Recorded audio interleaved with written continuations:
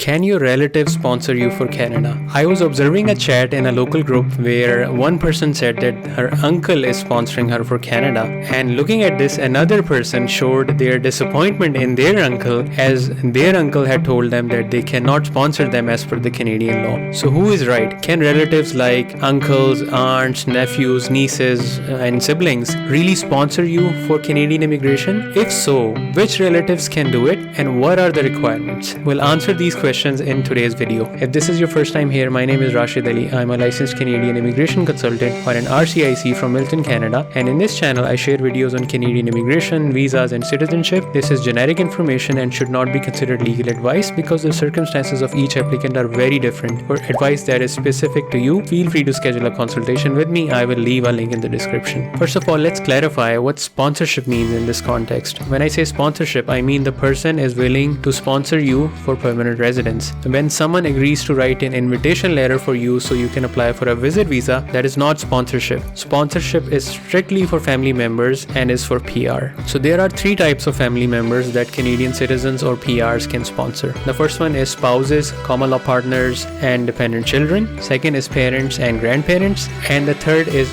other relatives. The first two are quite obvious, so we won't get into the details today. But please note that if you're under 22 years old and you're not married and your Canadian sibling is sponsoring you and thus their parent for Canadian immigration, you will be able to immigrate with your parents as well. As long as you're under 22 years old on the date on which the PR application is submitted, you'll be fine as long as you're not inadmissible for any other reason. And you should not be married, so you should technically be dependent on your parents. But I'm sure you already knew about this. So other than this parental sponsorship, the parents and grandparents sponsorship process, are there any other options for you as well? Canadian citizens and PRs can also sponsor their orphaned brothers, sisters, nephews, nieces, or grandchildren if they are under 18 years of age and they are single and both of their parents have passed away. This is another way where a person can be sponsored if they meet this criteria. What about sponsorship from uncles, aunts, siblings, etc.? The only way this can happen is if the person in Canada who wants to sponsor you doesn't have any other living relative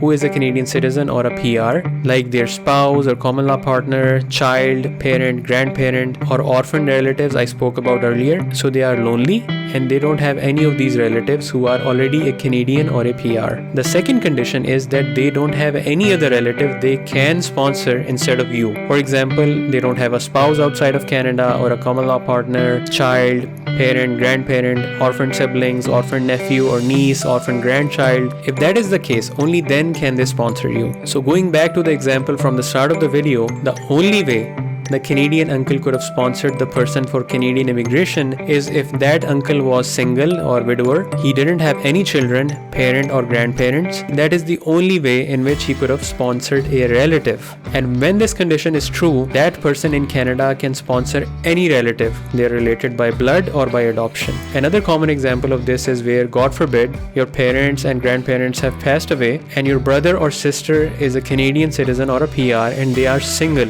and they don't have any relative described above who's a Canadian citizen or a PR. In this case, even if you're over 18 years old, they can sponsor you, as well as your spouse and dependent children. That's the concept. You can play out different scenarios now, but if you have an uncle or a sibling or a nephew in Canada who has parents, grandparents, or a spouse or children, etc., they cannot sponsor you. But this is not the end of the story. Even though they cannot directly sponsor you, you may still be able to get some advantage in your immigration process because of them. For example, you can claim 15 points for siblings in Canadian PR in the Express Entry CRS score. You can also get 20 points for certain relatives like siblings, children, grandchildren, uncle, aunt, nephew, niece, first cousin, or a step family member or an in-law of the same relationships. 20 points can be very helpful for a provincial nomination from SINP, provided you score okay-ish overall. So that was just an example of SINP, Saskatchewan's provincial nominee program, where a relative can be a big help. Similarly, Manitoba,